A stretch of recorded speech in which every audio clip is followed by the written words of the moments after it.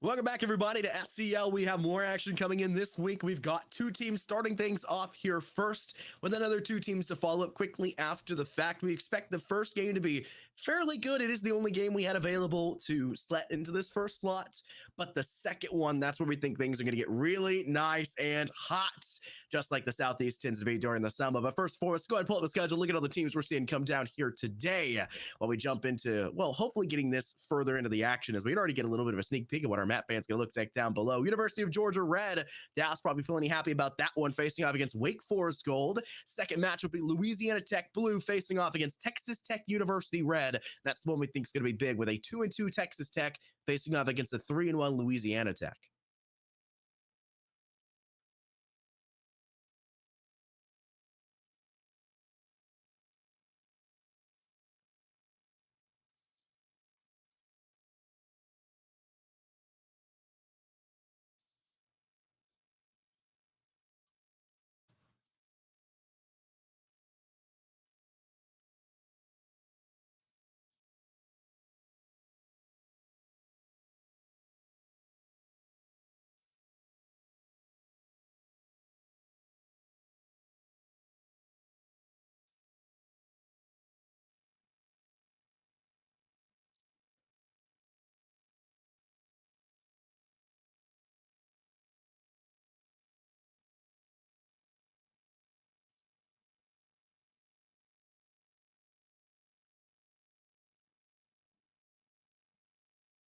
Yeah, I got a quick tease previously of what our map band selection was going to look like, but in case you weren't able to see it, you'll see what the map is going to be here in just a second as we transition over and take a look at what our agents are going to be. The map is a sit. Where else is it going to be here in Dallas? It is the tried and true standard of Valorant. What a big shocker here.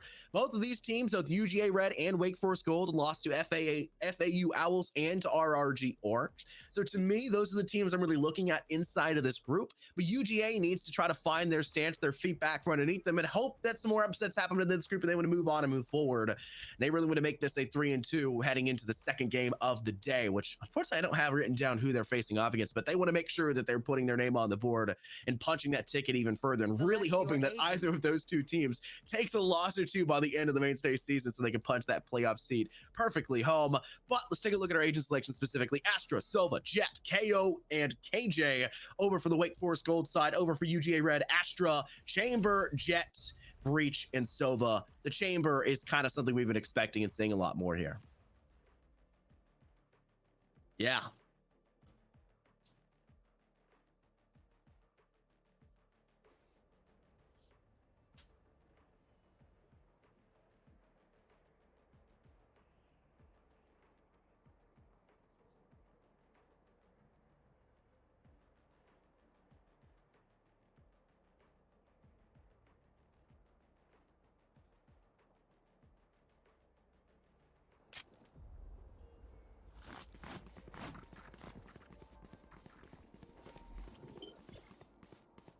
Sentry. Alarm bot out. Placing storm grenade.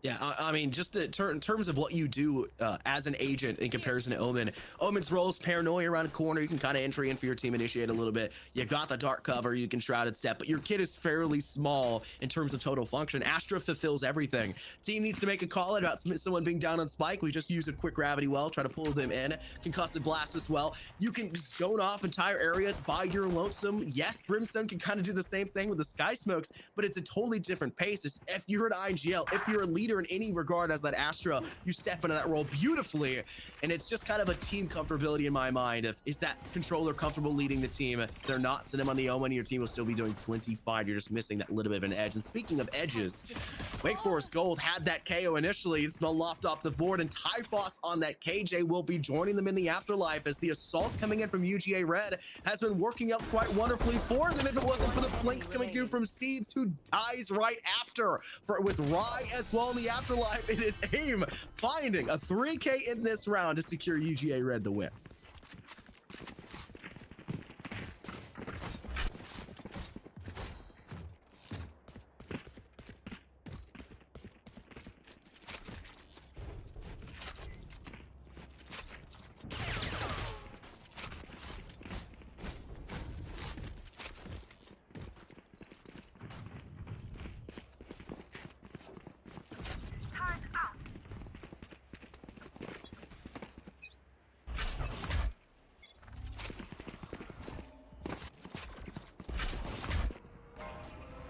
Vision.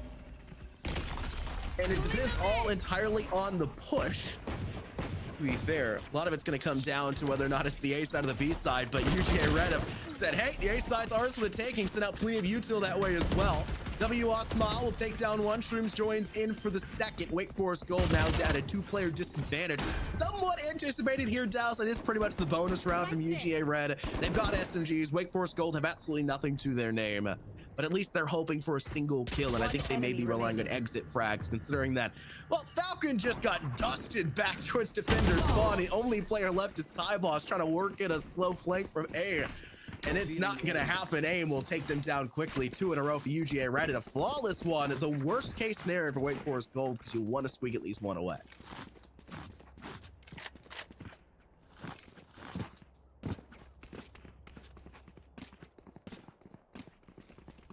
They've already seen a little bit of economy just going ahead and being funneled out the water. So, I mean, you can now see this goal starting to go ahead and just really bite itself back in the neck when you see that they don't have the full armor to back up these rifles to be working with in the meantime. So it's a lot of kind of stress here, considering that, okay, we got to hit these shots, but not only that, you got to make sure to really work these angles around for your advantage. Otherwise, you're going to be just getting picked off. You're going to be taking free shots like you see right there. And considering there's no healers on the map, no sages, no skies here, every single bit of damage is going to be final, and you really can't be making these slip-ups.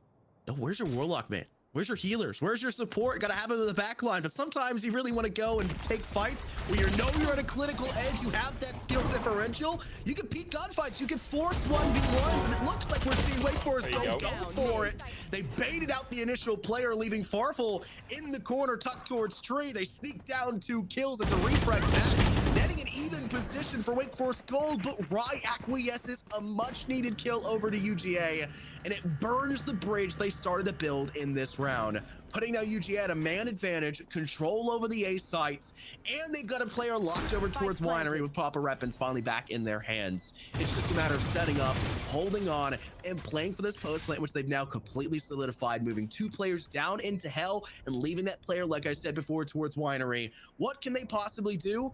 It has to be a perfect execution onto site. Falcon up in rafters. Tyboss still working through door, checking every corner possible. Falcon has the leeway to peek down. Has to spot the first one initially as Aki swings the other way. Aki somehow still gets to kill the Tyboss as AIM swings in after the fact, taking down the spraying Falcon. And UGA Red will steal round 3 as well, taking a 3-0 start. Just continuing this trend of momentum that they got going their way. I mean, just making sure to really nail this thing down. I mean, those concerns that you talked about, those half armors in the last round, it wasn't even that's really setting a detriment to you. Your initial duelist contact didn't really work out too much for you. Took a lot of bullets in the rear, and even then, considering the push that was coming out, you saw that push towards tree. You saw that force just exerting itself out of UGA Red, and they were making sure to really capitalize off that when they found every single kill, especially starting things off with first shot. You know the advantage not only just in terms of kills, but in terms of damage working out for you is AIM. Once again, going to be doing exactly that. Getting these first bloods, warming up that operator, the rest of your team's doing their job. But finally, Marvel's that one who we saw in that last round able to get that 2K, and now making an impact at least with 1 to go ahead and trade things off here initially. Try to play as far back as they possibly can. If you have an even spot for Wake Forest Gold, you're going to try to hold on to this as best as you can, but you also have to realize you got a gun differential. There's a huge disadvantage here. Try to find that spike. Try to lock down a single player. Trying to punish those that swing forward, and what a shot from Tyboss to do exactly that. AIM just gets too far forward, a little bit too eccentric, and pays the price down inside courtyard. Now giving space for Wake Forest Gold to send their Astra back through bottom mid, back over through B main, and start to try to control over towards garage just the same. Right now, with the site being under control for UGA Red, they have to swing in very quickly. They have the disadvantage, but Shrooms usurps the throne that Wake Forest Gold were trying to lie within. Rye able to find one back in the health pool for Taewon, extremely low. They only really have Shrooms to rely on when it comes to an upfront fight, and Tyvosh shuts it down. Just a table on 8 HP and a Dream has already taken down one, an essential 1v3. Has to find a second, but Rye gets the kill in time, and Wake Forest Gold will finally take a round under their belts. Now, I'm just kind of shocking just in regards to knowing that they're just holding on to these guns that they picked up. I mean, obviously, you can't really blame them. You're happy with the Thrifty, but keep in mind, an operator was on the field. We saw AIM, that pick right down the middle being made with an operator, and surely you kind of want to get that thing online. That's a lot of money, but you don't want to risk it switching right back over to AIM's hands and seeing this guy just do exactly what he's done round after round leading up to this point. So, I mean, there's a lot of discussions going on, at least in terms of the mental game, in terms of the economy to be staying on the floor, but keep in mind, it's not the biggest deal in the world, considering that you get a tour de force to work with, and even then more so, a lot of money in your back pocket regardless. I mean, that's not really going to beat anybody up too much. It's just more so a comfortability factor for this defense to say, okay, we're not really holding down these angles too passively. We can't hold these long angles because we're not winning our gunfights too much.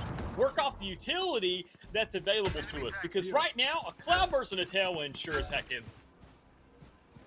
AIM looking in. They know a fact for a player is over towards Pizza. There it is. The gravity well set up from UGA. Perfectly timed. The team is calling it out. They need a single gravity well. And your Astra, who's over inside A main, can place that for them from there. It's too important of a kit. Sometimes it just is truly better than having that Omen on the board. We see it there for UGA. Farfel, though, finding a nice pick-up kill. At least shuts down that Astra for the size there of... Well, not the Astra. I apologize. The Jet from UGA. They're trying to work in towards Tree. A second one has been felled. The Wake Forest Gold are bleeding players and bleeding themselves. Farfel taking a huge lick of damage off the breach util. Now it's a 2 versus 3 on site. Tyvosh has the tertiary angle to work from. Spots one behind Jin, but Double A Smile has no problems, and a Tailwind from down in hell. Able to send Farfel there as well. I mean, just over and over again, you're seeing these players getting these picks almost for free, it seems like. I mean, Farfel's the only one that kind of seems like a lifeline from the side of Wake Forest. You can see this guy trying to go ahead, keep himself neutral, stay in the game, trying to play for these exchanges. Just being thankful that the action's actually coming to him, that he's in these situations to fight out every here and there. But problem is, the rest of the team isn't really there for that backup. You're not sure how you really want to set this guy up. He's your initiator. He's going to work on the attacking side. Are you playing for the retakes? You're not sure because you have to make these adjustments every single time when you're losing your duelist so quickly at the start of the round. Surely, I mean, you're looking for these engages. You're looking for these initial opening bloods. But if that's not working out for you, at least play for the retakes. Try something different, because if it's not working, we got to see some adjustments. Double opens up this round here for UGA. How many times have we seen that already? This player has showed that they're standout force. Speaking of standout, AIM is having the least standoff fight I've ever seen in my life. Both players absolutely failing to find their target. They will finally succeed for it after a huge tick of damage goes the other way. Hey, the winner determines the victory. They write history. They'll take that one happily, and UGA will have Double A Small start and end this round with both kills. A flawless round for UGA as Wake Forest, despite getting their first round win a couple rounds prior, since then, Dallas has not even been able to put up much of a fight. UGA have just said, hey, we're going to take a sit. We want to go see the second matchup. We want to fight our second game. And I think they're underestimating Wake Forest Gold. They just need to get a little bit heated up. Yeah, I think they just need a couple more rounds here on the board. I mean, you saw that they eventually had some, and even then it was a thrifty. It wasn't even a regular round. It was so, a good round. Obviously, considering that you can win a round when you don't have full weaponry, there's something here. There's something that you can actually accumulate and surmount to inside this matchup. We just got to look for it. You can't lose too much too quickly, and already when you have Farfel inside these initial combats, and you have Siege staying alive, at least for a little bit longer than we're used to. All credit due where it's allowed, but I mean, considering that, you know you're in a 4v4 situation. UGA, they're kind of down inside of the health pools. You've got 3 ultimates to work with. This could be another round of playoff, but keep in mind they only need 3. So that will be 2/3 of the way of what they really have to surmount to. Keep in mind what we've seen Wake Forest Gold. I think you've maybe noticed it as well, Dallas. We saw it in round 2, or maybe it was round 4. Them swinging in through Tree, they like to play defensively. They like to leave one up as bait, and the secondary player there is a shocker. They try to do that through Arches as well, Farfel, and then Seeds as the shocker player to swing in after the fact. It works if UGA are swinging them. It doesn't work if it's Wake Forest swinging the other way. It's not a surprise if you're just swinging the same angle your teammate just swung. And I get it's a swing or get swung kind of meta right now for Valorant, but that's because you're forcing fights. You're taking engagements you're confident in. That's why UGA are taking very good steps in through these doors, in through arches, in through tree, in through doors. They're now taking control of sight with only 2 players there to deny it. That's why we're seeing UGA find these fights and get these kills. Taewon, huge proprietor of that success, takes down Farfel. Aki from downtown arches, able to take down Rye up towards Wooden Stack. And it leaves just 2 players for Wake Forest Gold to work with. They set down the lockdown. Yeah, this main Force player is away, but you just know AIM's gonna rush for the kill, and they do exactly so. That lockdown did nothing for the side of Wake Forest Gold, and UGA will take another round. And even though you had so many players just kind of scattered about, you're obviously looking at the execution off the back of that lockdown. There's just too much really there to kind of hope that something can work out for you. So, I mean, all things considering, what's working out for you, what isn't? Well, sometimes you got to take some time to really just figure that out. But, I mean, Wake Forest, it seems like they don't want to even give UGA the chance to even sit down and talk for a second, even if they're the ones who really need that breath of air. They need a second to figure out what's going on here. And I think, quite frankly, you got the timeouts. So go ahead and at least use one here because UGA Red has guaranteed themselves at least an even half worst case situation starting at this point going forward. So, I mean, Wake Forest, they're once again, look at these aggressive picks. See, pushing out into a puppy, trying to look for any kind of aggression, just giving itself up around the map. And UGA, if they're going to do that, they're not going to do it with a singular player. They're going to do it with 2, 3, 4. They're going to overwhelm you, and you have to be ready for those numbers. You can't be ready for trade. So already, you're seeing the aggression going towards his B side. Nice. And Tyboss, they're going to hold things down back towards Boathouse. Gets 1 kill, gets a little bit of a follow-up and damage. Now, see, this is coming to wake up. Yeah! Really good start when you get a headshot. Small down and dusted. Seeds needs to move in towards side now, working from Snare. They've got a major player advantage. 1 more blade goes to the body. Comboing between 2. Aim though sprays down Seeds and Ryan tandem. Falcon forced to step up. It was a 4v2, Dallas. Now we're looking at a 1v1. Aim with sight control. The Hunter's Fury goes down and Aim has no problem. They know their bow's still out and ready. They spray and fire. They almost miss, but a 4K secure as UGA will somehow survive. What a tumultuous round for them, and Wake Forest will have to face another loss back-to-back. Yeah, it's just unfortunate there, even more so. I mean, you see the Hunter's Fury coming through. You know where the lines are really the source of that's coming from, and it makes it an extremely easy read just to swing on, so long as you don't see these shots going at you. Keep in mind, Boathouse, very horizontal, and you got a vertical ultimate coming right through. It's like dodging a laser beam sweeping under your feet. It's gonna be quite easy to do once you already know really where the source is coming from, and you just gotta go ahead and prepare yourself for it. Speaking of preparations, though, UGA Red has all the resources they need to do exactly that. See, once again, swinging out towards Puppy with that early aggression, loses that fight just one more time. The record isn't looking too hot there, and even more so, it really just kind of translates over to the entire score. We're seeing this 1-7, with the 4 remaining players still having an ultimate to work with. Why is Tyboss playing so aggressively in rifle rounds at the door into B halls? It doesn't make any sense to see them trying to take control of B main like that. They should be sitting further back, using that utility like they did in their eco round. Tyboss has nearly more kills in eco rounds than they do in rifle rounds. One in the round prior and the one they had won. I think Tyboss had 2 or 3. I can guarantee at least 2. They were one of the reasons why UGA fell short. They got to play smart in every round. It can't just be when the sheriffs are all they have in hand. Falcon sends out a bird of their own, trying to gather as much information as possible. W Small was going to survive the attempted wall bang as they were letting Taewon walk in from the flank, and the flank was where that knife is going to lie. Stabbed into the rear, and it's UGA to take another round win. This pressure that UGA is exerting is just kind of a little bit too much for the likes of Wake Forest. Not just because of the fact that they're able to not really win these fights too much on the defensive side of the map, but even more so, UGA, because you can tell they're winning up these rounds just so efficiently over and over again, the momentum's swinging in their favor. And Wake Forest, I mean, the only player that, keep in mind, isn't giving up the space for free is the one that's falling initially at the start of every single round. It's also sitting at the bottom of the leaderboard for the likes of Wake Forest. So, I mean, you got to get to this point in the game where you quite frankly say, okay, we're going to give up this space and play for retake because we're not really sure where they're taking control of the map, because they're popping so much utility initially that honestly, you can afford that. You can let those timers go off. You can let that utility just go ahead and be burned. You can wait for something to happen before waiting for a chance to really come up with some kind of a game plan, because quite frankly, when you don't have all the pieces that you want right off the get-go, you're already suffocating yourself even more so than necessary. Keep in mind, UGA are almost pulling like a CS strategy of fake smokes and pop flashes on the opposing side, right? They're tossing so much util, which is even easier in the Valorant, ability pool. debate out which side they're going to, and it's distracting the Wake Forest, and it's causing a lot of problems, like you mentioned.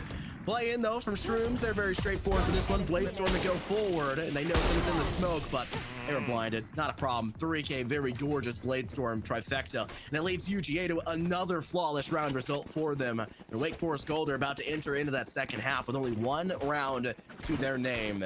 They've got 2 more to find something, hopefully a manageable 9-3 scoreline. But as of right now, we're seeing a total lack of, I would say, throughput when it comes to their defense. Gotta pray their attack's gonna be different.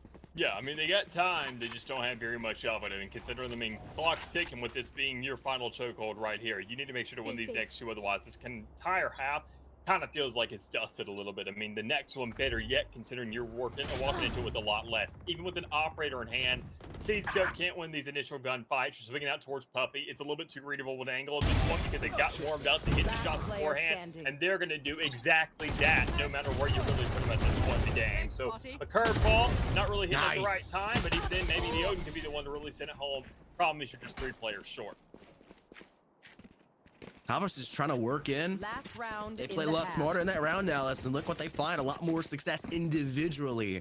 Now the team needs to find their shortcomings.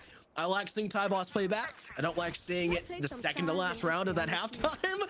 But it's something they can look forward to, you know, VOD reviewing, so we can say, okay, this is something that worked in this round. Why did it work? We fell back. We played smarter. Now about the rest of the team. Whose stages do we need to work in for development next? Our Sova, how far forward is Falcon playing? Seeds is obviously not finding the impact we would really want on that duelist. Is it a problem for positioning, or is UGA just winning those primary gunfights? And if that's the case, how do you react after the fact to make up for those shortcomings? That's one of the great ways to do it.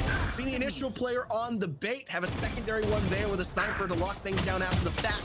The issue is Seeds got a little bit too high up in their britches and pays the price, overextends, gets taken down from top mid. Much like seemingly a lot of the Wake Forest Gold side, as every player they've lost has been in bottom mid, and this is just singing graces for UGA to run over to Ek. I mean, it most simply is. They're kind of running wherever they really want to because they're taking over control of the middle of the map with W, and it's just like, what can you do, man?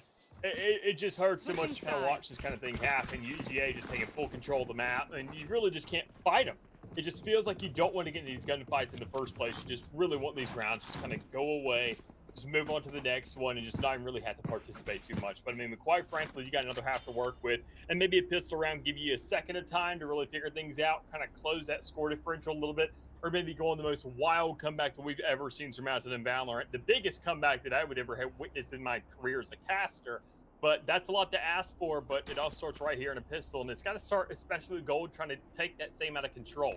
Seeds, the player who's been pushing out the Puppy every single round. You do have some diversity now. Your team's going to be telling you to go to different parts of the map. They're not going to tell you to swing out in the singular angle every single time. Problem is, though, you got to make sure to get them early because, well, you got to get them while they're not hot. Problem is, Aki's already warming up. Aki did manage to find a nice ringer to start things off. Brothel and Tybosh running in after the fact with Double S Smiley, who found the easy double tapped in the final round of that first half. Able to swing 2 more one-taps their way, and it leads to an equal 2 versus 2. An 11-1 recovery seems impossible, but we've seen it on Fracture in the NECC now, so we have seen it is possible. It is collegiate. Well, right now, this is Ascent. It's a near impossibility, and Wake Forest are going to have a lot on their hands to try to go for. They want to make sure they're together here. Tyvos working through bottom mid, while Spike is rotating in through tree.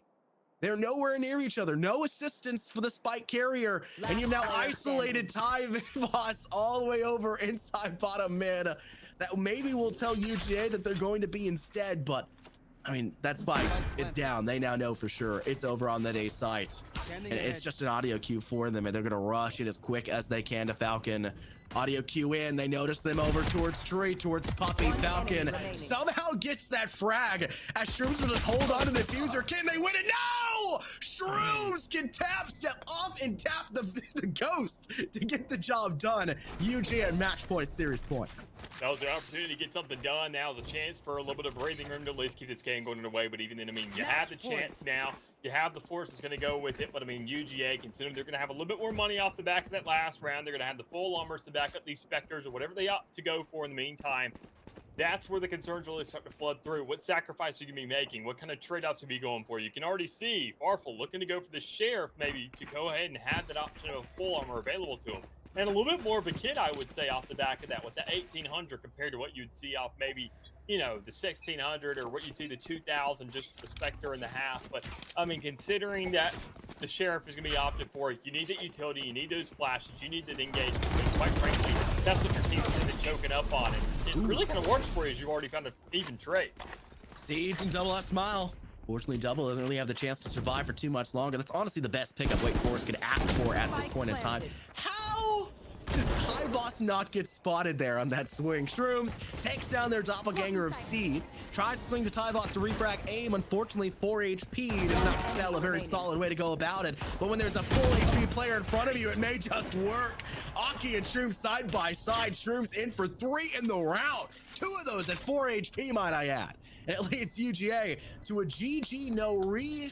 They want one more round. They're calling for it. They also say they forgot to check in, so we'll need an admin for that to just try to confirm that real fast. I'm not too sure how Start.GG works. I'm not Pepic. That's not necessarily my forte. He really gets involved. Pepic was probably the best hire we've ever had here for us, Besides you, Dallas, of course. Well, Defenders win. Fight is over. they didn't check in. I don't know if they really clocked in either, but I mean, Did we clock in?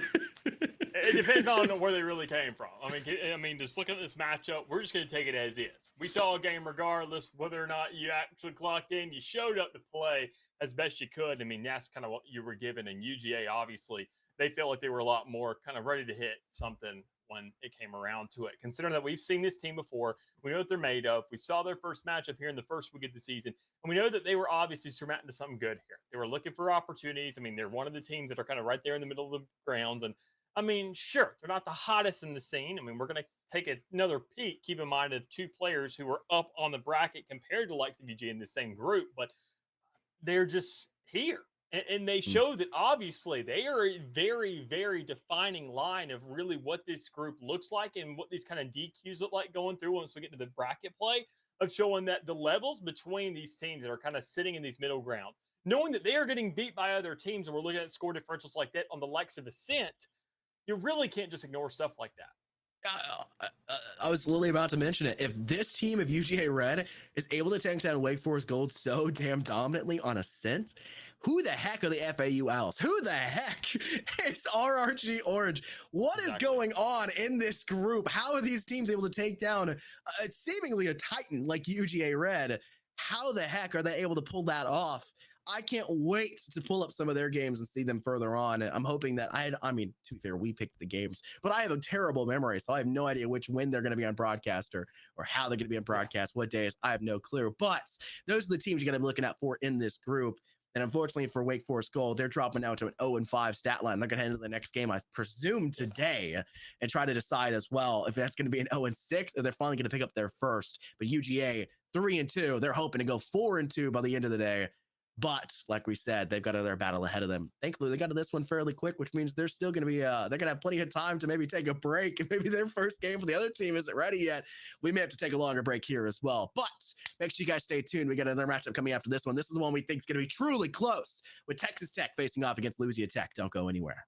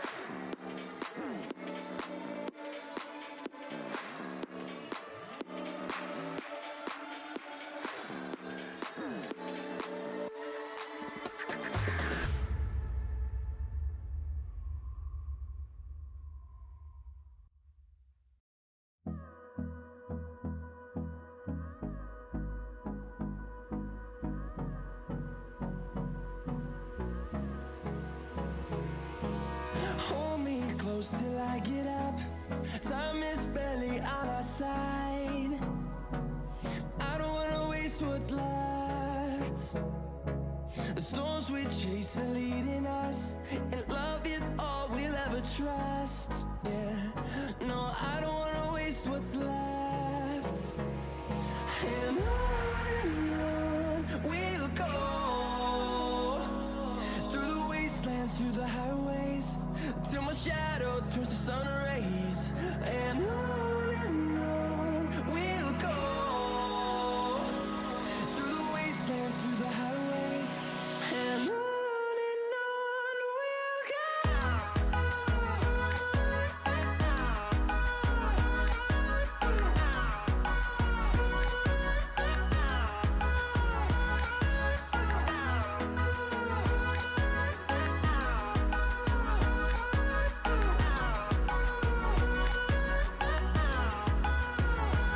On we'll go, finding life along the way, melodies we haven't played.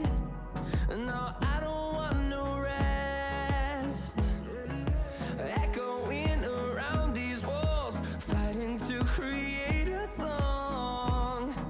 I don't wanna miss a beat. And on we'll go, through the wastelands, through the highways, till my shadow turns to sun rays. And on we'll go,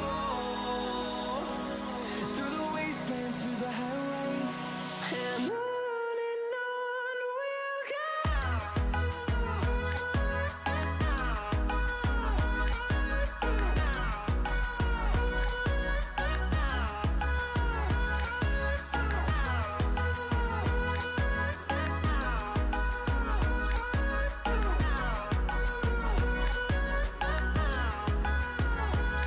And we'll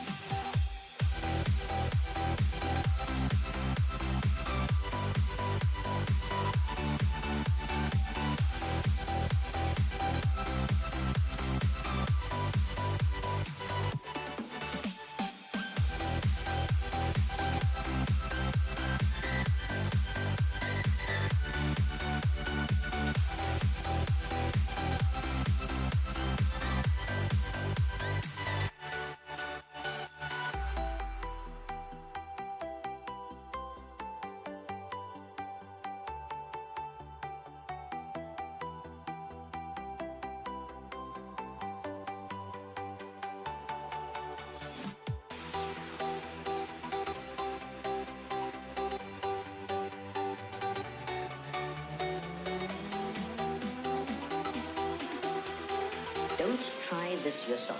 It's extremely dangerous.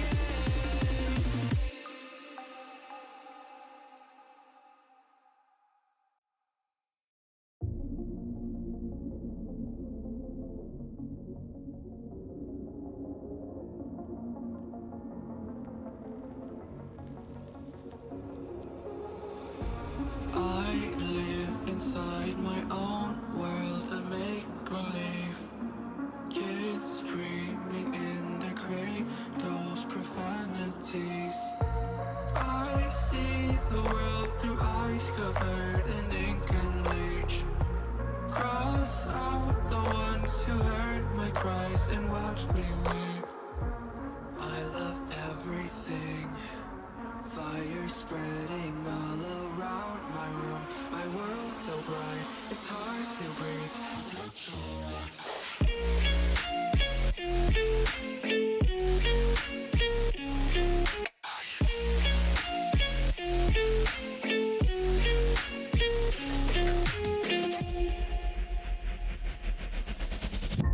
Take my eyes open to force reality.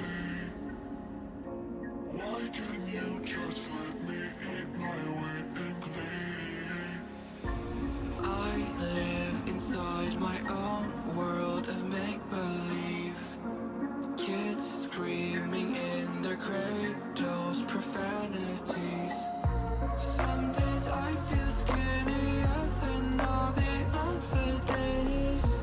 Sometimes I can tell if my body belongs to me. I love everything. Fire spreading all around my room. My world so bright, it's hard to breathe. Welcome back, everybody, to more SEL action. My name's Infernos, joining my good friend here, Mick, and we've got ourselves 2 more teams ready and raring to go. Now that that's out of the way, look down below us. You can already see our map decider screen for this one. You already know what the schedule was. It was UGA Red facing up against Wake Forest Gold. They took that one in a 1-0 series, very dominating on Ascent. Yep, For our which second one? one, though, Texas Tech versus Louisiana Tech, the one we were really waiting for, the one we think is going to truly be close. A 2-2 Texas Tech, whose loss is only against the same team Louisiana Tech lost to, the other one being a DQ. We won't even count it. Kennesaw State University is the dog to beat, but now they got to find the underdogs against each other, and it's over on the map of Lotus, of all things here, Dallas. Yeah, and this obviously what I'm kind of most excited for, considering most of these teams inside this entire bracket in the Swiss stage, they want to go ahead and take things over to Ascent over and over and over again. And that was one of the last 2 maps that you can obviously tell being left here. But I mean, considering that, I mean, if you look at what's going on here, what these teams got kind of going to work with, if you got these 2 available, and you feel like you actually have a little bit of a leg up when it comes around to Lotus, you're obviously going to go for that 3-site map. That's the only kind of deviation we've seen from the norm when it comes around to these series thus far, as we've seen Haven. Now we're going to see Lotus. Some of these teams, it's not the kind of gameplay or the flow of these 2-site maps, because obviously they're going to go to Ascent for that. If you feel like you're a 3-site kind of team, you're probably going to be taking it to Lotus, because it feels like things have been shifting to where a lot of teams that kind of feel a little bit more dominant, feel much better about themselves, really have some synergies together. They like to go for this place, because even inside VCT, same situation. We don't see very much Haven, but man, do these teams like to pick up some Lotus. I'm honestly shocked at being usually we're seeing a constellation kind of setup right now for SEL. We're seeing something new, something different. Don't get me wrong. I'm excited to see it, but I'm still shocked to see it actually come through. And if there was a set of teams I think that it would come through on, it's a set of teams that are very dominant in their group. Their only losses, like I said, against Kennesaw State. Yeah, Texas Tech maybe 2-2, but it is a DQ forfeit they had to UGA White. So we don't necessarily count on the same level as a loss against that team in an actual 24 plus round slugfest that it goes down into, if it were to go down into. There are different values, different weights. In my mind, I'm just classifying this as a 3-1 versus 3-1 team, because I do think Texas Tech is legitimately capable of being able to beat out UGA White. Time will tell. Hopefully they face off in an actual point at some point, and we see if that is true or not. But maybe I'm just laughing out of my rear. Maybe that is the case. Usually is the case when we get down into the maps. Like you said, though, Lotus, this one is going to be very interesting, especially with like Fracture being taken out of the pool. I expect the movement on this map to be very important, which means the agent selection has to be really indicative of that speed, of that tempo, and the control you're also going to need. There's going to be some sacrifices with your agent selection. You're going to have to make up with those shortcomings elsewhere alongside your pool. Yeah, and you see a lot of emphasis on this map when it comes down to the initiators, just because that faster pace of play. I mean, you look at anywhere from like tier 3, tier 2. Lord knows how we're going to rebrand that with how right now has their path to pro kind of going on here. But I mean, knowing that these squads, more times than not, it more kind of comes down to the region, obviously. I mean, if you really pay attention to the scene, America likes to go fast, get heavy with it, kind of go for these insane pushes, these big executes. Meanwhile, Europe, same old, boring people, boring languages, boring gameplay. They're just very synonymous with that. And the way it kind of goes, they like to rotate 300 times over before they want to go for something the last 2 seconds. We're not going to see that here. Over and over again, we're going to see the collision players really pushing through, looking to really hit hard and heavy. And I think it's going to be off the back of, obviously, the duelists. But keep in mind, these controllers we like to see, speaking of an EMEA team, one that's actually been the best for the entire year, has been Boaster on that Astra pick with Fnatic. This map gets just as kind of nooks and crannies, a lot of angles I have to cover in the meantime, a lot of different places that you're really able to capitalize off of. And knowing that how many places, how many doors are breakable, how many things are rotating around you, you need one of those versatile agents to really fill those gaps where you can kind of necessarily get something going. That's what we either see either the double controller come out from the Viper Harbor, or we're going to be seeing Sky as a necessity here, or just seeing an Astra to kind of fill those shoes if you do want that aggression, which I think we're going to be leaning towards. Throwing out Dallas's hatred of Europe aside from the beginning of that tirade there, he's not wrong, right? NA has a very different style when it comes to different regions, and that kind of plays into, I think, most esports. Rocket League, we have a very, I would say, a little bit more patient of a style, though some teams do like to go a little bit more aggressive. R6, we're a very calculative kind of team for anyone that's based in NA. Well, you got shocking to hear. EMEA that just runs in like they have a chicken with their head cut off.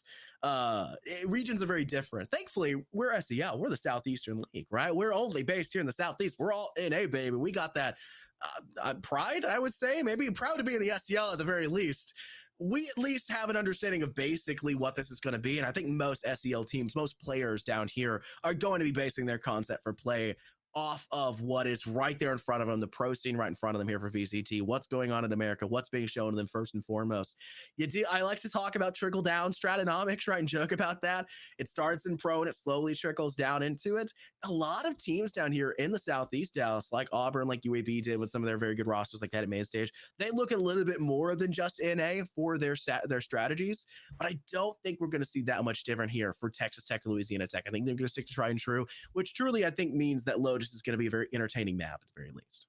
Yeah, and even these two teams specifically, keep in mind these are kind of more of a developed region than we do look at the likes of the Southeast. Keep in mind Texas, a lot of these schools have a lot of money kind of funneling into these esports programs now. Not just the bigger cities that we see, obviously the likes of Dallas and Houston and Austin kind of starting to funnel things into here, but just the entire infrastructure. Keep in mind College Station in between those, where you got, one more, you get Texas Tech. You got all kinds of stuff going on. A&M. There is everywhere. It feels like Texas is starting to kind of feel that. And Louisiana being one of those bordering states, not a trickle down effect just in terms of professional play, but it's kind of like a little bit of a plague that starts to spread out because Louisiana sees, obviously being a bordering state, sees what's going on over here in Texas.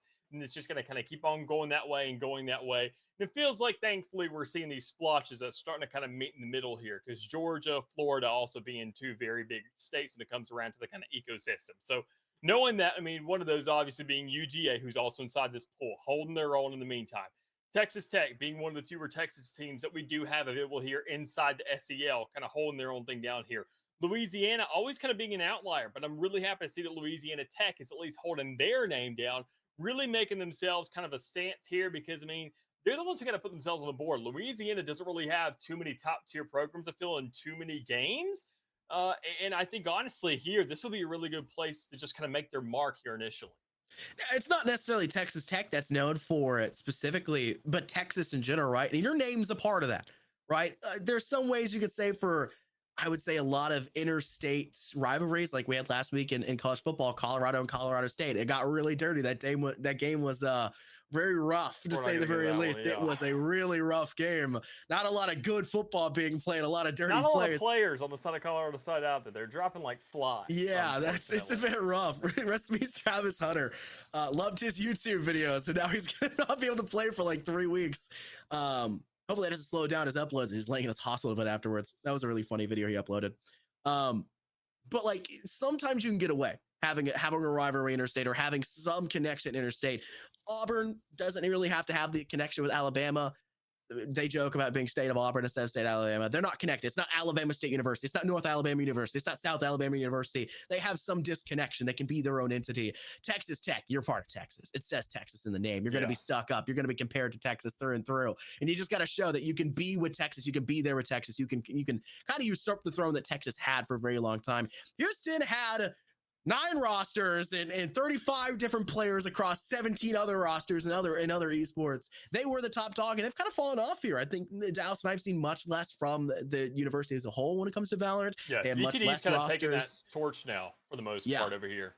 You have to realize that sometimes when something starts to slack back a little bit, you can step into that proving ground. And I think Texas Tech is a very comfortable spot to be able to do so. They're trying to prove that here for SEO, which is still a somewhat smaller league for Valorant. We're still working on it. We're going to get you guys up there. We're going to have a great competition and hopefully land a step into that one after the fact.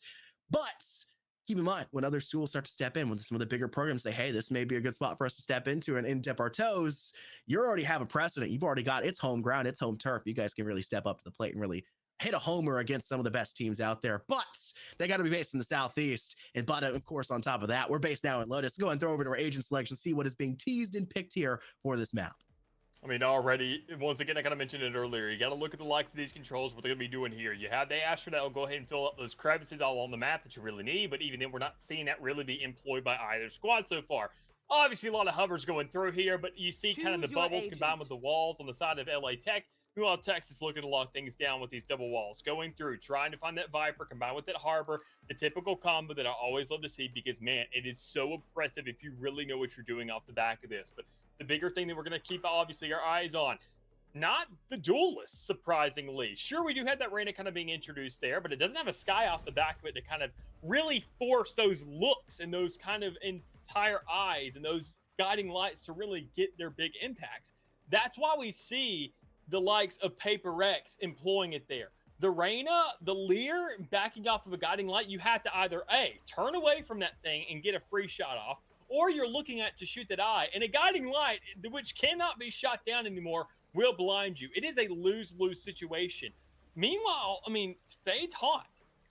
Reyna's Lear. Every single piece of utility here can basically be shot down.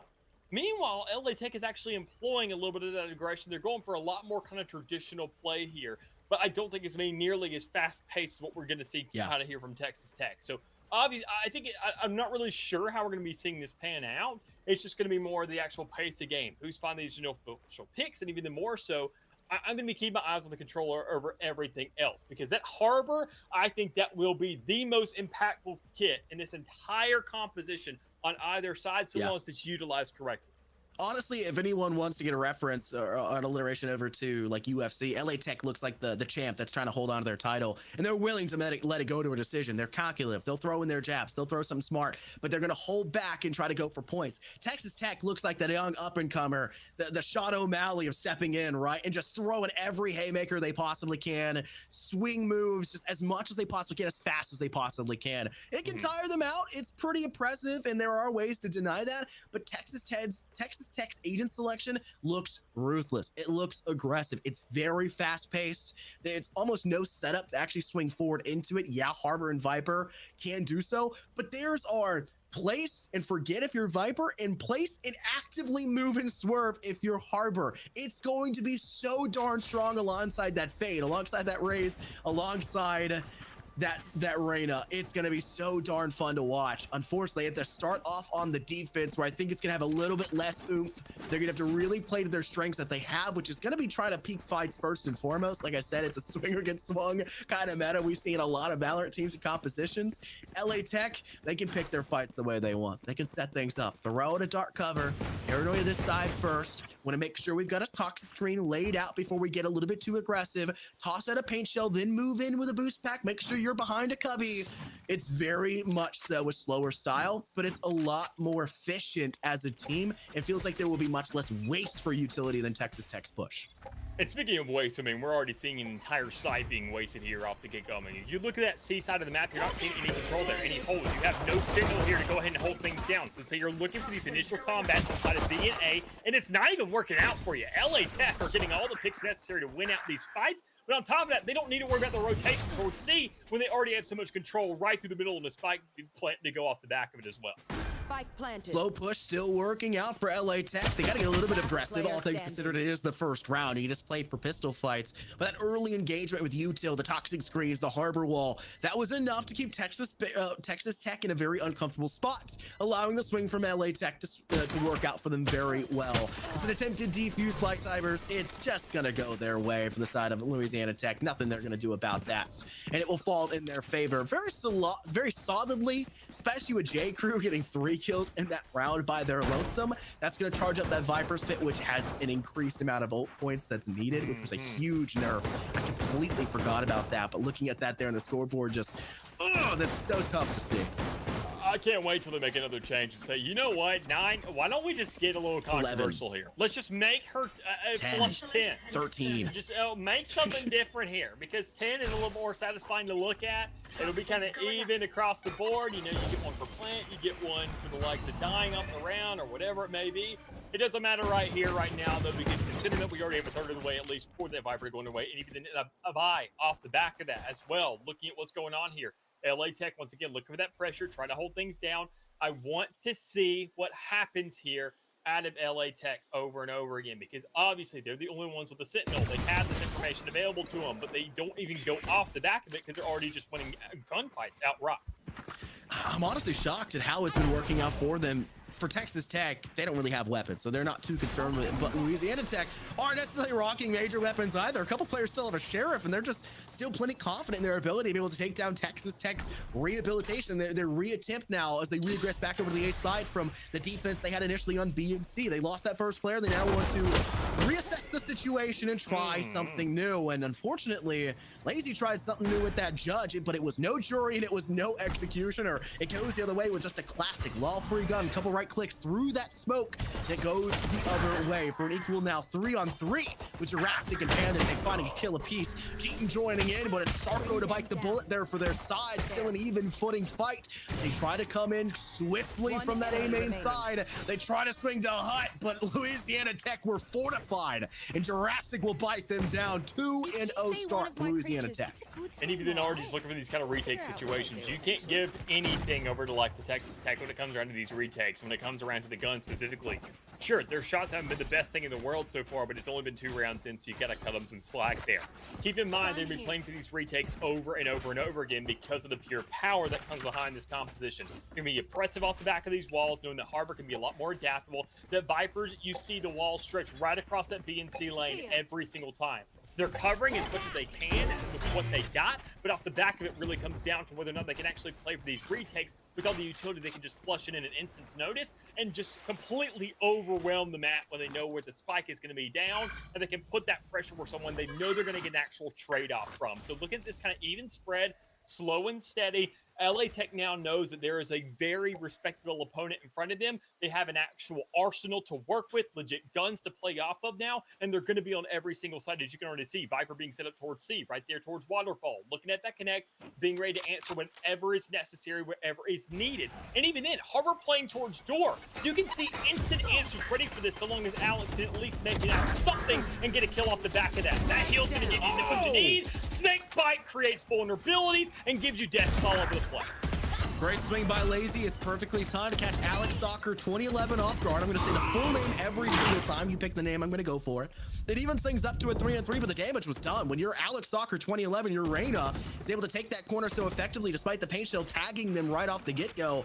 It didn't seem like they realized that they could just step away from it. Slight miscalculation for that util up. Sarko up top does scrape by one. Jeton down below. Stuck in a dangerous 1v1, but Ranch can't be their meter, their maker, can't be their equal. And it falls to Louisiana Tech for a 3-0 start, which is shocking to say the least. But on the attack, they feel dominant. They feel calculative, like we mentioned before. And I think their agent selection is doing very well for them right now. And it's going to be even better for them on the defense because they have all that util still. Yeah, I mean, even then, I'm just going to look at the last round and what's going on here, man. Keep in mind, Ranch is going to be one of those duelists. I mean, you are the high-pressure player. Reyna is there for sustain. Reyna is there as a backup to give Ranch kind of that leeway to say, you're a raise. We need to keep them up in the air. We need to keep them on their toes, make them switch up their feet, know which one of us they really have to start targeting here. But it seems like a very one-sided affair when you're going ahead and getting the picks on that player over and over and over again. Aldous, picking another shot, already caught off the board. First player down, that's your controller as well. Sure, not the most influential, I'd say, in terms of at least of kills, because you've been dropping donuts so far. That's the big thing there. You need your Harbor to go ahead, create disrupting plays, stay alive, be a menace, and we're just not seeing that yet. Because obviously off the back of that, you're just pushing right in onto site. LA Tech seems like they're just not even caring about Texas Tech presence right now. Lazy has 0 utility left, by the way. Point that out. When I said this was going to be a util dump simulator, and I said there's just going to be so much util sent out for both teams, LA Tech's going to be a little bit more calculative. The only person that has the full right to dump everything right at the very beginning is going to be that Raze. It's going to be Lazy, and they do that so darn well. Stepping in, showstopper kill, swinging out for another, and now it's just the rest of the team can kind of say, okay, we can get these kills, we can step up where needed, we can play a little bit smarter. Alex Stalker does swing for one, hoping for a second. Timbers falls first, and Jurassic will find a second really quickly after the fact. Expected round result for the Thrifty that came out for Texas Tech, and not enough damage done as you would hope to at least spread the credits somewhat thinner, but there's just still no problem for them. They are riding the, I would say the high, but riding the the economic spiral that is going so dominantly in their favor. And even, I mean, kind of going again, wrapping around to that point of what LA Tech is doing. You got to talk about Lazy, obviously, in that last round, seeing the way they're kind of creating these plays, setting up these maps, this pressure in these exact instances. You can go ahead and invest that. I mean, you talk to any team, any player, and especially teams that are struggling. That's where you want to start. Say, are you killing? Well, are you using your utility? Is your duelist getting onto site, and are they alive by the end of it? Have they gotten the kills? Has every single button on their keyboard been smashed like they're trying to play Smash Brothers as the little brother? No, it hasn't yet. You need to go ahead and press every single one of those buttons, and if you haven't, you're doing something wrong. Speaking of doing something wrong, already you're seeing a player fall, but you see a very good exchange come through. Texas Tech is keeping themselves relevant because this is the round where they quite frankly have to do it. Otherwise, you're going to be seeing even 6 on the board out of LA Tech. Immediately guaranteed you would have no matter what. I'm honestly impressed with Louisiana Tech. They realize nobody's on that A side. They have to adjust. They do. But why are they moving into stairs? Why fight for control there? It's not necessary. Cheating now all by themselves in a 1v2. Initially a 1v3. It'll require an ace from this player. They'll transition to Hut. Worried about the player that may be up in top, but they'll also have to watch their flank as Timbers slow prowl in, watching by Rubble.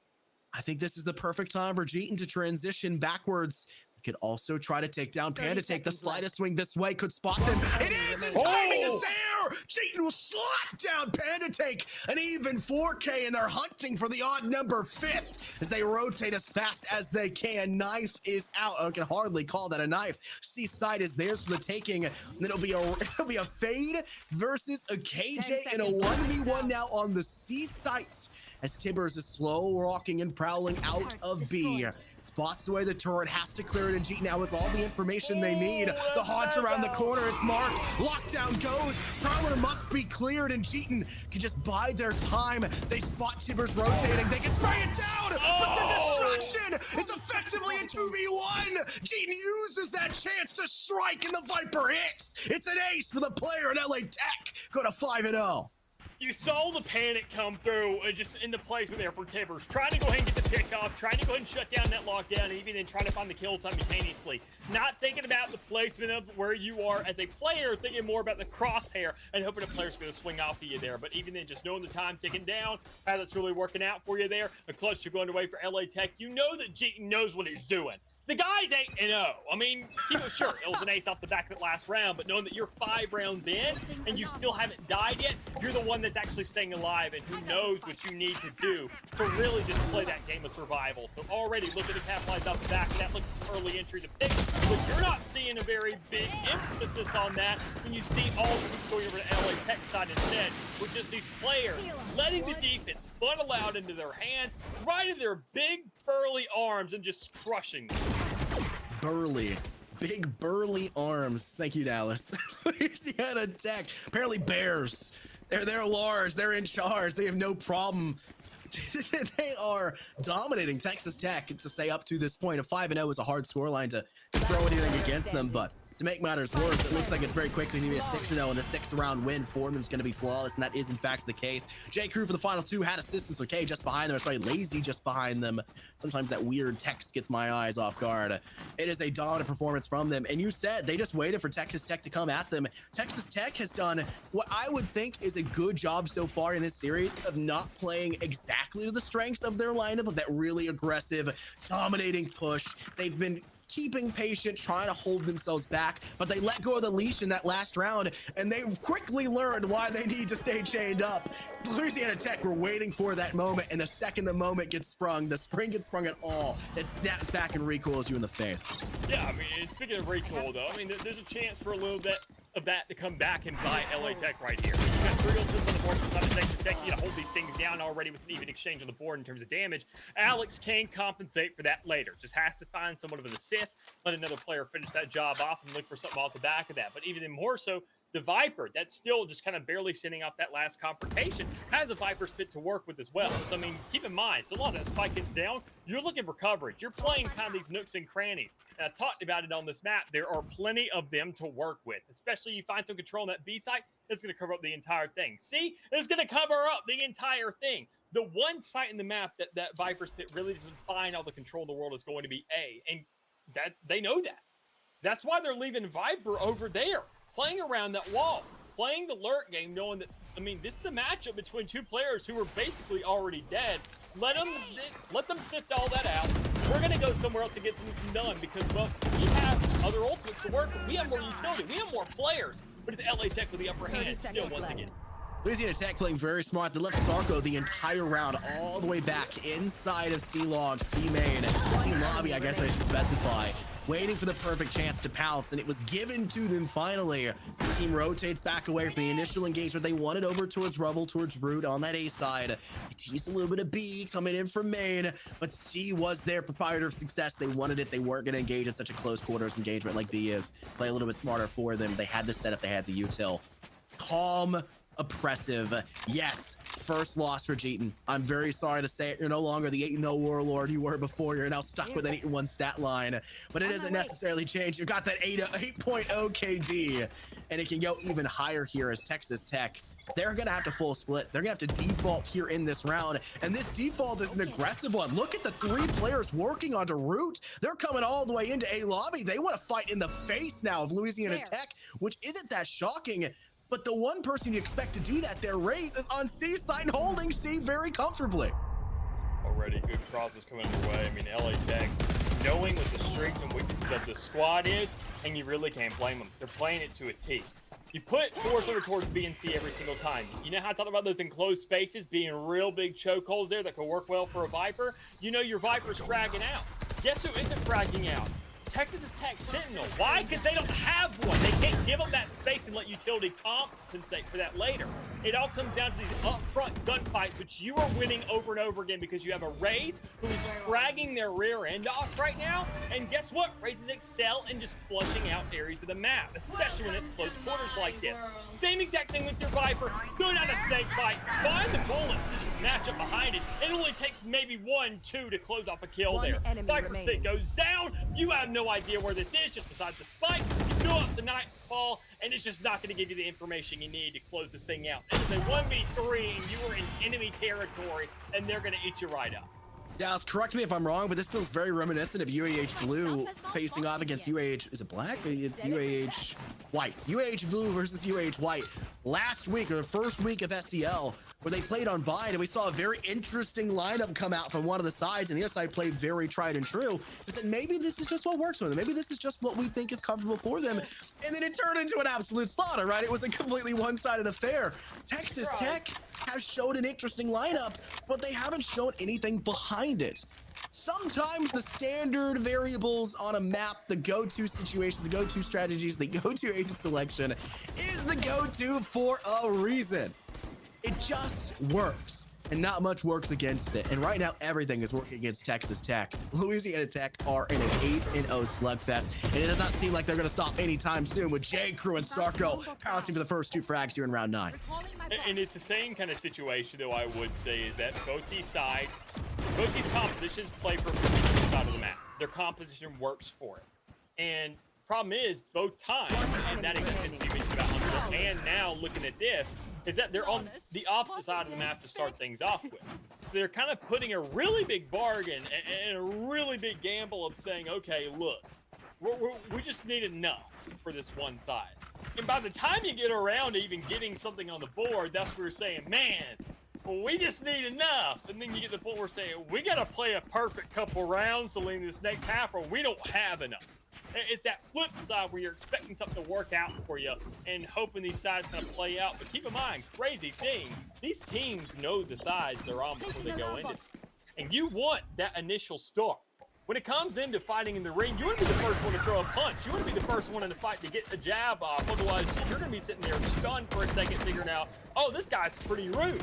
You don't have that chance to retaliate here. You don't have that opportunity. But it seems like Texas Tech has come up with something right now. They're going to find two. Looking pretty sufficient, but here comes the flashes. Here comes the shots. And here comes the Reina, who I thought was going to find a little bit more off that impulse. Yeah, Alex Soccer 2011 didn't find very much impact here. Probably pretty excited though. Maybe it's a little bit too much in the mindset that EAFC comes out tonight. Maybe we should focus on the Valorant game in front of them first and foremost. It is a 1v2. And Louisiana Tech look prime to be able to conclude this, but Jeet with a second swing. If Panda Tank was slightly faster on that Dallas, they were already 15 HP. A single shot would have gotten the job done. A pistol alone.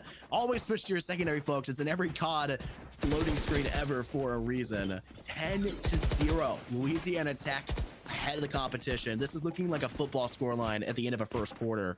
This is not looking good for Texas Tech.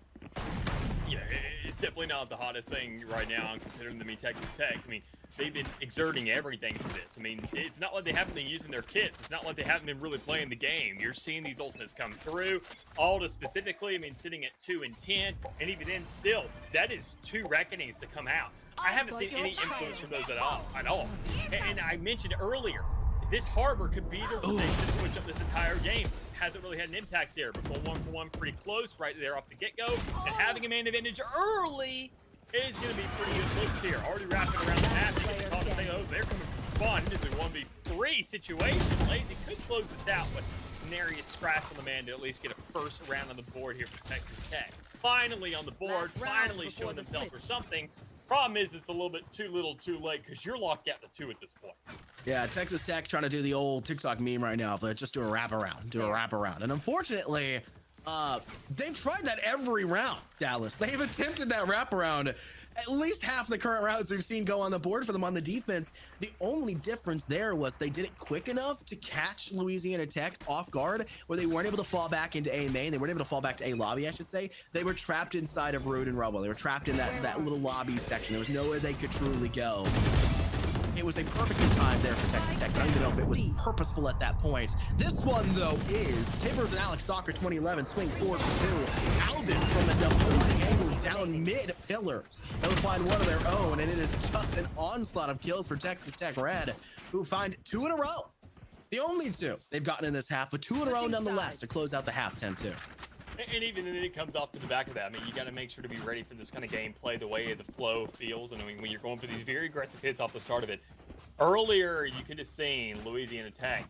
They had the pistol round. They had to back off that. Quite frankly, I think this works out the same exact way on the opposite end of the board. If we saw that Texas Tech won those first 2 rounds, I think they go on a massive spree off the back of it just because of momentum alone and knowing how aggressive they wanted to be, and they would have just carried that on. But knowing it got shut down, knowing your game plan is supposed to be, you know, fast, quick, heavy hitting, pushing into spawn, Louisiana Tech kind of read that. They didn't care. They were pushing another side on pistols, so they never got into that initial confrontation. They never knew that C was going to be free for the taking.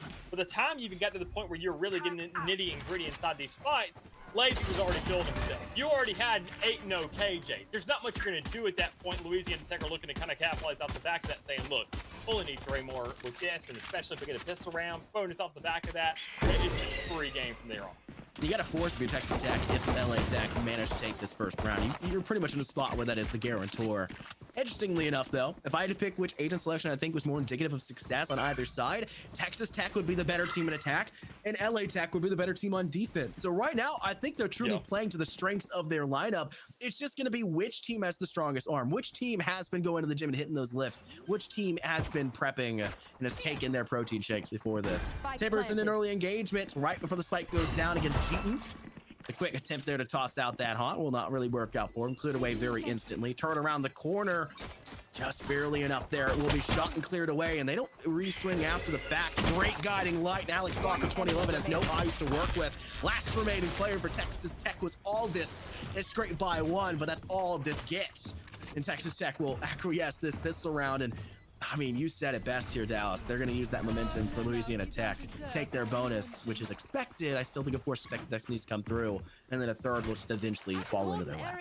You mentioned those workouts, you mentioned those protein shakes earlier, and I said it, Burley, and trust me, Bulldogs, for as small as they are very muscular animals, and you can tell that LA Tech is living up to their mascot's name right now. So I mean, just holding this thing down, continuing the kind of momentum they need to work with, they are making sure to close this game out, what it feels like to a T. I mean, keep in mind, sure, we are going to see a force kind of coming through here, but Texas Tech doesn't really have much to really work with. It's not just the money, but they didn't really get too much of a plant down. And, I mean, that's kind of where you capitalize on the attacking side of the map. You get these spikes to work with, that's an extra 300 credits for every single member, every single round. They can just kind of stock up in the rear end and just kind of invest for an investment to come back on, for interest to start to accumulate off the backup. Here, right now, I don't know about that. I mean, you got to look at the stance. You're talking about the defense and the kind of setups. That KJ kind of being somewhere. They can just kind of sit over to the side, let Rays hold that out. You're just kind of playing a spectator's game if you're LA Tech, because you know that as soon as the fight comes the way, well, we're going to see what happens. You're more than likely going to win. Boost pack out after the judge managing to find one. Louisiana Tech are just like, all right, shotguns are kind of effective, folks. Likely story is Texas Tech and Rock Marshalls, they're probably the best weapon to bring out when you need to force behind something. Unfortunately, Louisiana Tech realized, hey, shotgun's kind of got to play up close. Let's close in the corners. Let's play a lot, congested where we can. C-site was probably the worst option for Texas Tech to peruse. A would have been a bit better, especially when we're talking about playing inside Root and Rubble, having to play that long play towards stairs, towards link, just something that makes it so the sight lines aren't like 3 feet in front of you. Yeah, it gets tougher towards HUD, but that's less of an issue. It's a round given. And because of the semi-force that came out for Texas Tech, though, they try to have something there. It turns into a state where they can't have rifles. But the lack of util, I think, is going to be a problem. Ranch doesn't even have boost packs to work with here. They throw out their only paint shell. It's hard pressed in my mind to see them coming away happy with the result here, even if they were to win it, because of how little money they have. Able to get some damage off there. I mean, just knowing what's kind of going back and forth here.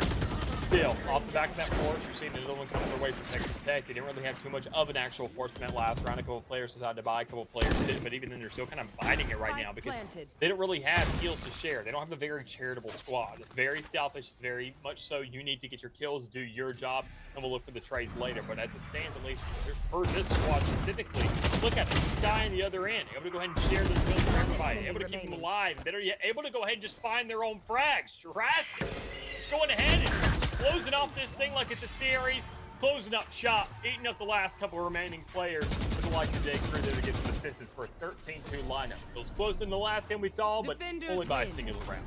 I think everybody here would get the reference. Anyone seen Monster House from way back in the day? You ever seen Monster House, Dallas? Yeah. It's the scene of that guy where they go ask him for help when he was working at the arcade. He's working at the pizza store. He comes back and grabs the thing and goes, he licks his fingers afterwards. That's exactly what you see for Louisiana Tech. They wanted that last bit. They come back for more. They're always looking to lick their fingers, come to the yum yum, and say, all right, we're happy with the result. We came out of this one very content. Wow, we expected this game to be a lot closer. Was it the map? Was it the teams? Was it lack of preparation? I truly can't tell. But the one variable I think screams to me was the agent selection, but that should not have been that much of a scoreline differential for that agent selection. It should not have been that far apart. Maybe if it was, 6-7 rounds between them, but a full 10 or 11, there's no reason why that would ever be the case with agent selection, unless you just picked the worst possible agents, which I don't think they did. I think that was a very viable composition. And even then, I mean, it wasn't purely on the agent composition. It came down more so. This is not a single individual's effort. So I'm going to go ahead, just kind of give, the due diligence to the players that, I kind of kept my eyes on. But overall, I mentioned it. The Harbor, I think, is one of your most impressive tools in that map. Yeah, and your Harbor just wasn't really in the game. He was looking for a lot of early picks there towards the B side, always getting those engagements. Gave me a lot of the same vibes that I was getting out of the duelists on the map beforehand out of Seed. And it's just kind of like, buddy, we can't get this utility out of you if you're not here to actually play, if you're not in the game. As a duelist, it's a little bit of excuse, and you're not really missing out on too much. But as a controller, especially in a double wall kind of setup, And knowing that Viper's covering half the map with her wall just right off the get-go before the round even starts, you're saying, okay, I'm the one who has the freedom to really kind of control how this thing works out.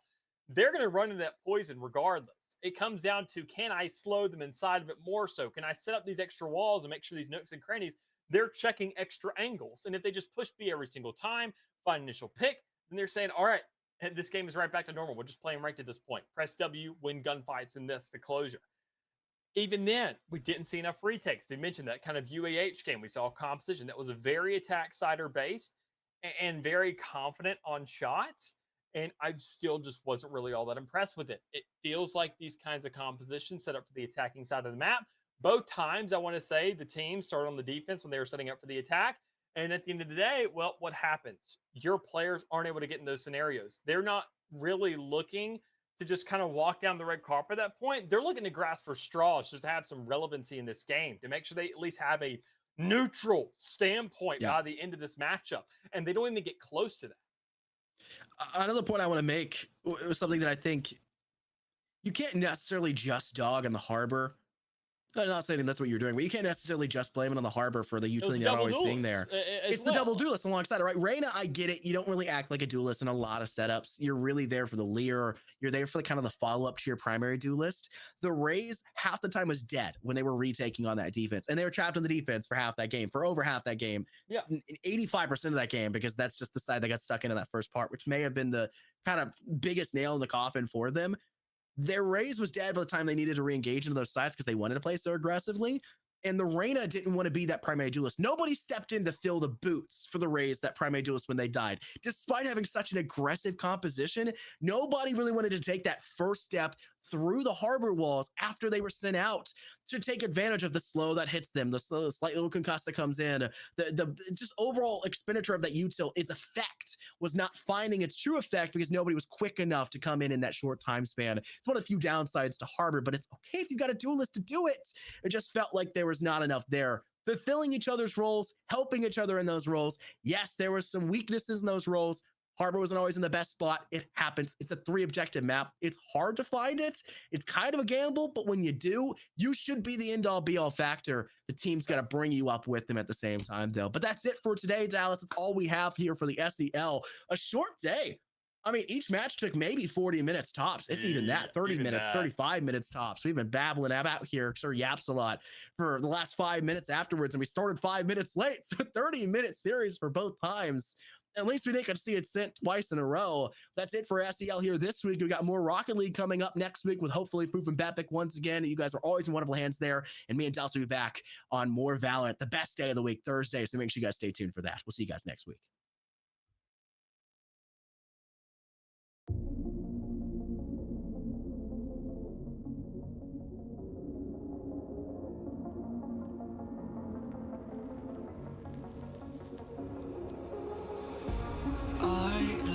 Inside my own world of make-believe, kids screaming in their cradles, profanities.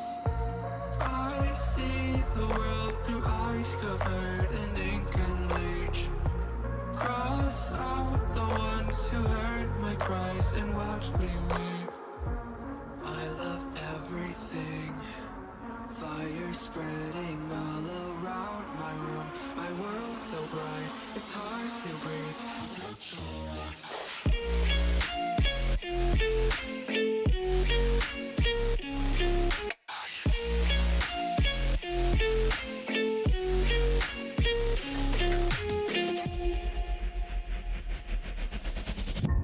Take my eyes open to force reality. Why can't you just let me eat my weight in glee? I live inside my own world of make-believe. Kids screaming in their cradles, profanities. Some days I feel skinnier than all the other days. Sometimes I can tell if my body belongs to me. I love everything. Fire spreading all around my room. My world so bright, it's hard to breathe.